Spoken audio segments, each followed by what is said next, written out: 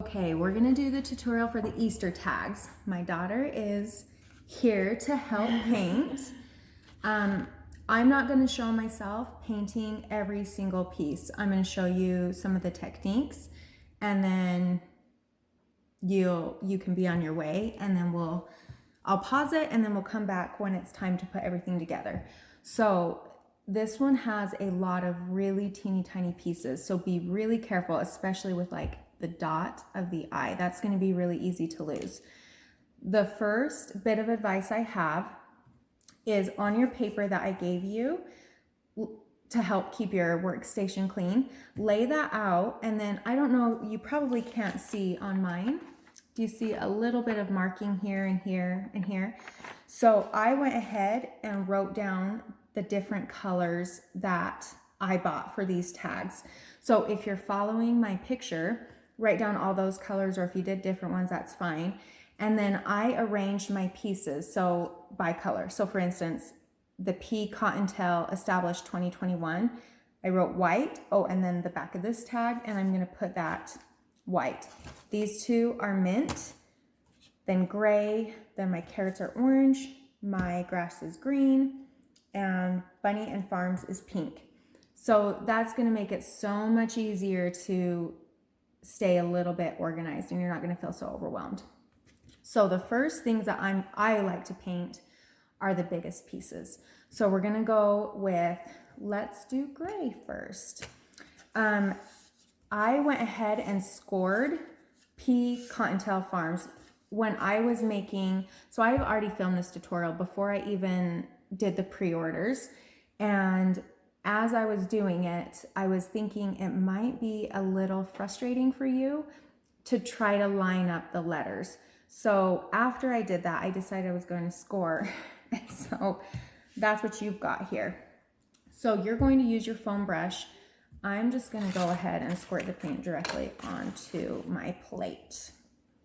I should get some condiment cups though, because it makes it easier. So what you're going to want to do, I'm just going to show you a couple techniques for the little pieces as well as the big, and then we'll push pause, finish painting, and then get back on here. So when you're painting with the foam brush, if you want to keep your edges dark, which is how I like it because it helps give that 3D pop, you want to start in the middle of your piece and keep your brush angled so it stays off of the edge. If you start at the edge and you keep it, it's gonna like gloop down on the edge and it's not gonna look as good. And then when you get like to the sides and you start climbing up, I just do the very tip so that not a lot comes out, and then before it dries, go back over so it's all in one direction. You're gonna wanna do a super light coat. You never wanna finish completely covering it in one coat.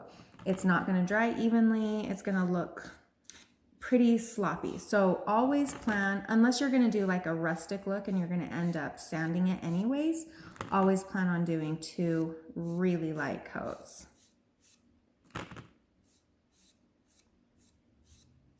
I also included a toothpick. Oh, I was gonna say, I wonder if I brought mine. As you can see, you can still see the scoring of the letters, but if you're getting nervous that it's gonna cover, you can just take your toothpick and lightly go over it, and which you can't tell any difference in mine because you can still see the scoring. So I don't know if you can still see that on the video, but anyways, just so you know, that's what your toothpick is for, just in case you start to cover it. Okay, I'm gonna have McKenna continue painting with the foam brush while I show you the technique for the smaller pieces. So I also gave you a set of tweezers for the really little pieces.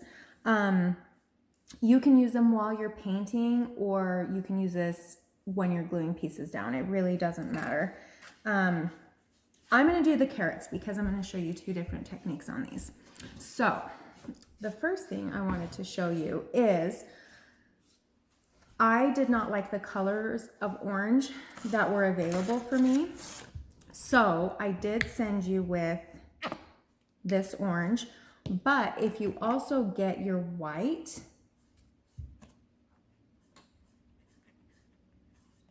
and it came way too much came out, but I'm using my toothpick instead of, I generally do, you can do like a plastic knife or a plastic spoon or fork. That's generally what I do. But if you have, so for instance, one of the ladies asked for like a pastel yellow because she wanted it to match a lavender color, and I did not have a pastel yellow. So I sent a bright yellow, and then you can mix it with white, and it's gonna give you this really soft, subtle, pretty color. Okay, so that's one technique I wanted to show you. Mix and match your colors however you want. If something is a little bit too bold, put some white in it. So now to paint the smaller colors with your white wedges, get your wedge, dip just the edge into the paint, and then dab the excess off so that you're doing like such a light coat. And then you're gonna wanna dab up and down. You don't wanna wipe when it comes to the wedge. Otherwise, it's going to start coming down on all of your edges. You're gonna see a little bit of spillover, but not much at all. So that was, I mean, that was already one coat for one thing. It really doesn't take a lot at all. And then by the time I'm done with that one, this one is already dry because I did such a light coat. You don't want to coat on top of a wet, like a wet coat, because it's gonna start pulling it up so that it just is really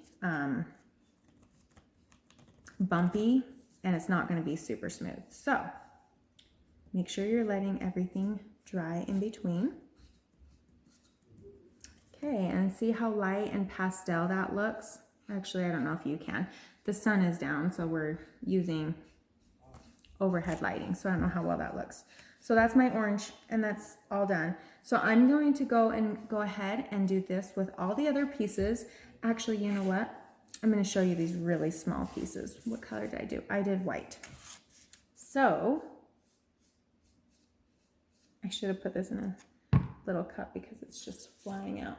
Did you finish that? Yeah. Good job. Okay. So you can set that down to let that dry. So with these small pieces, it's probably going to be easier to hold them with your tweezers while you're doing this. You can use either the full wedge, or like I did with this one, I went ahead and cut it in half this way, just because these pieces are so small that it just, for me, it gives me a little bit more control. The same thing, you're gonna dip the edge. I should make sure that you can see that. You probably can't, it's like white on white. Dab off the excess, hold, I'm gonna get closer if you can see. Hold the piece down with your tweezer and then just bounce up and down. And that one's already one coat done. And then the next piece, same thing, bounce up and down. Really, really light coats if you don't want any spillover. And then with this little tiny dot, you definitely want to use the tweezers.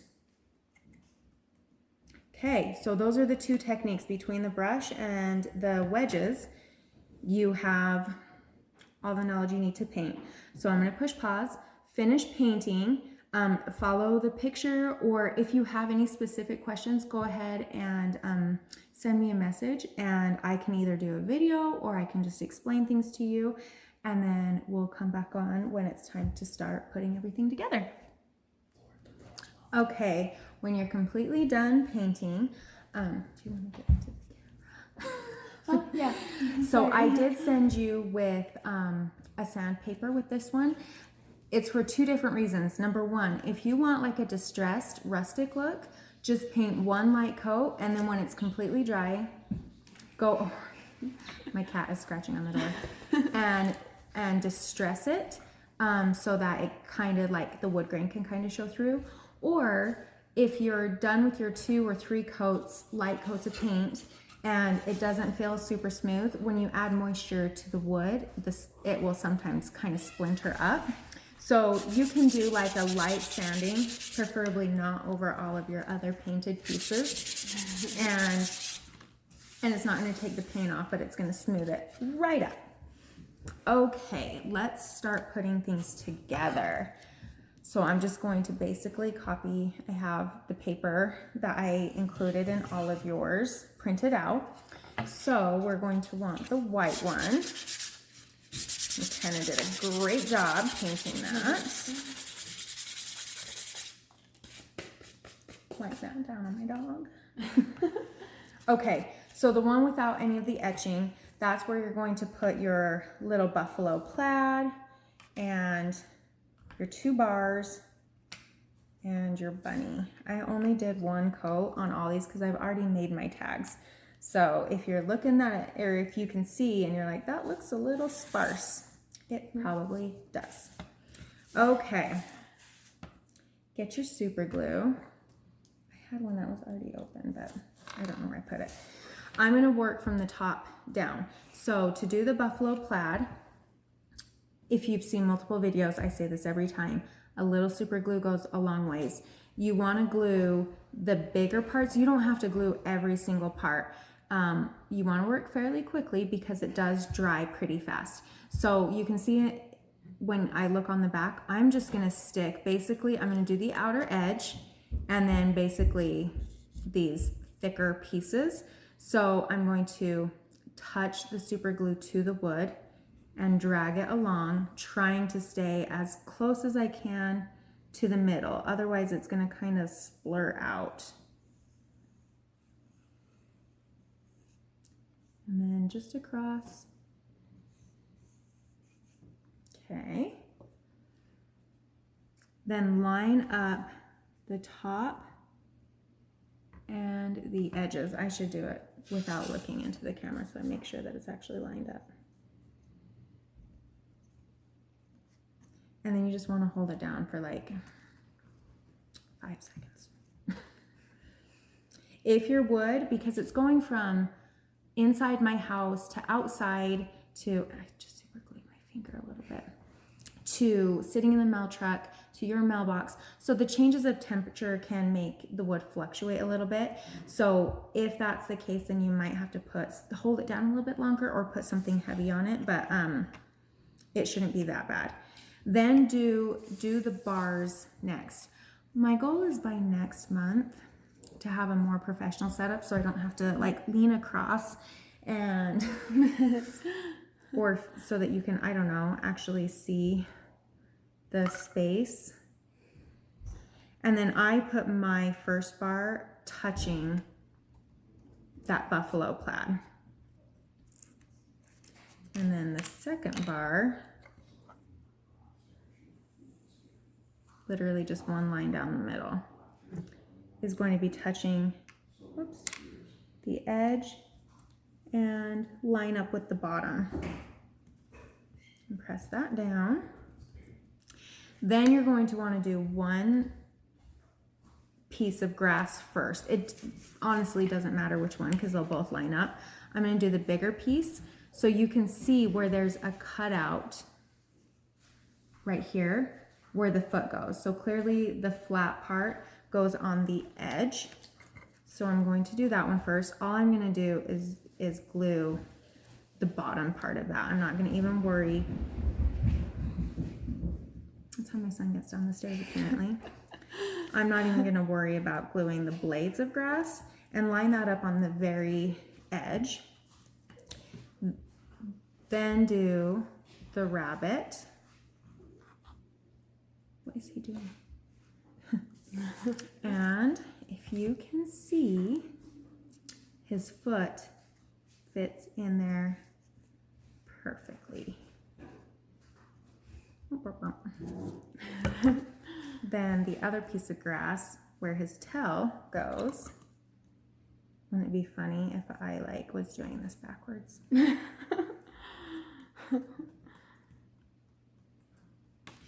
And then you have one tag done. Okay, then we go to this other tag. Okay, so this is where I'm going to use my paper plate in a little bit.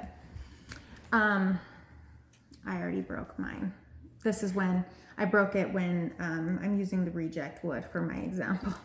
Sometimes the laser doesn't cut all the way through, so when I was pulling it out, it snapped. So just try to stick to the middle and go around the edge.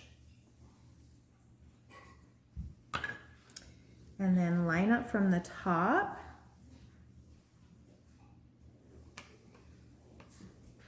And the bottom, and it will fit perfectly, especially if yours isn't broken like mine is.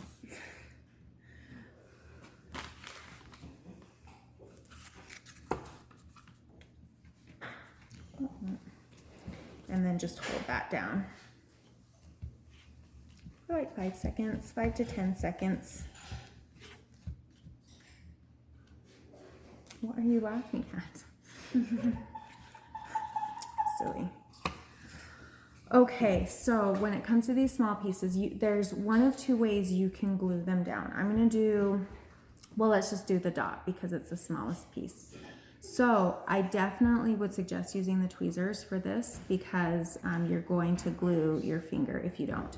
So you can hold it like so, and then you can place the dot down, but you might get a little bit too much super glue and it might run down. So what I suggest doing, if you can see, is I would put just a little dot of super glue on the paper plate.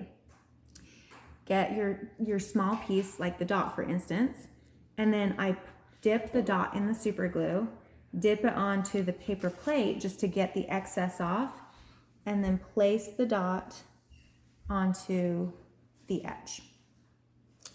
And then I would do that with the other little pieces. So the 2 is next. Whoops. And then it went flying across. I need a little more super glue. Okay. Grab the 2, dip it in the glue, dip it off onto the plate, and then line it up with your edge and hold it down. These little pieces don't have to hold down long at all. And then once you get to like the farms, for me that's big enough to hold in my hand, so you can choose to use the tweezers or not. And I don't do the entire back, I just do like the edges. So like with the R, I'm just gonna hit the round part and then like right there, not the whole entire thing. It doesn't need it. Oops, it glued to my finger.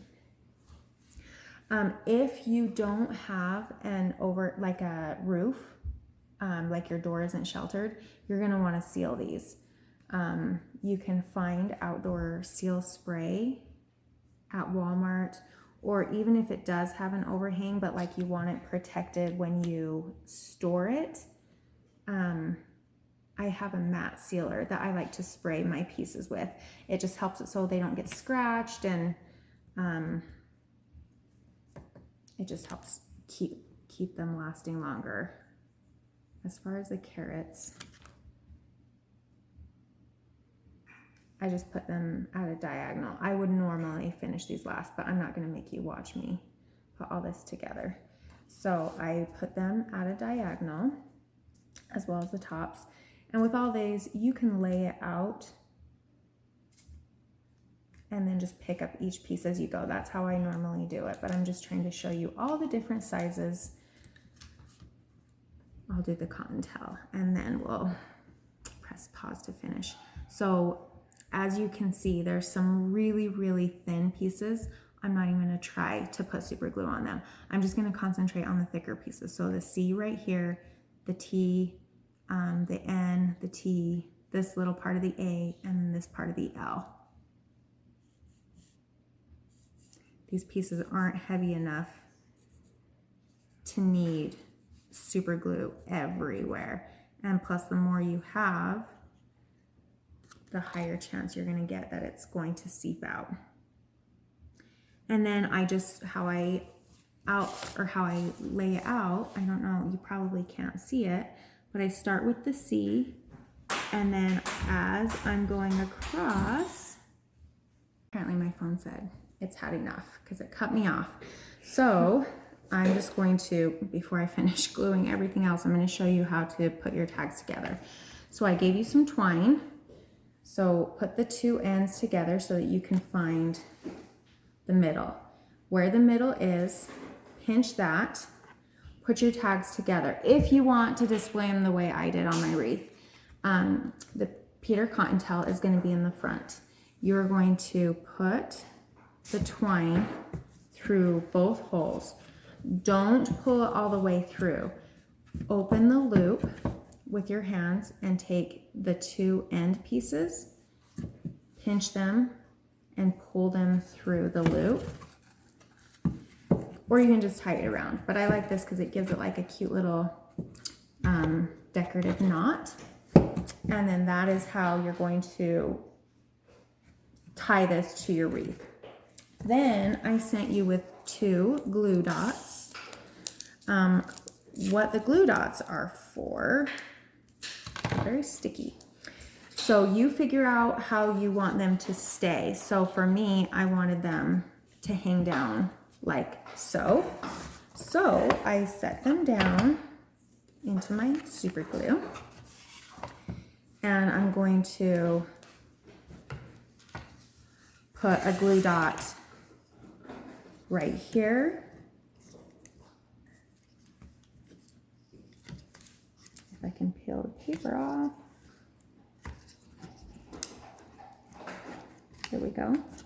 And right there. So you kind of saw how I laid it down so I could kind of get in like a guide on where I wanted it to be. And then I'm going to press it down. And that will make it so that they stick. And then these were my finished pieces. So if you have a wreath, all I did was literally loop the twine through and then tie on the back of the hanger for your wreath. And then it just hangs on my front door. So please let me know if you have any questions, whether it's painting, putting it together, mixing colors, whatever you have a question for, and I will get back to you.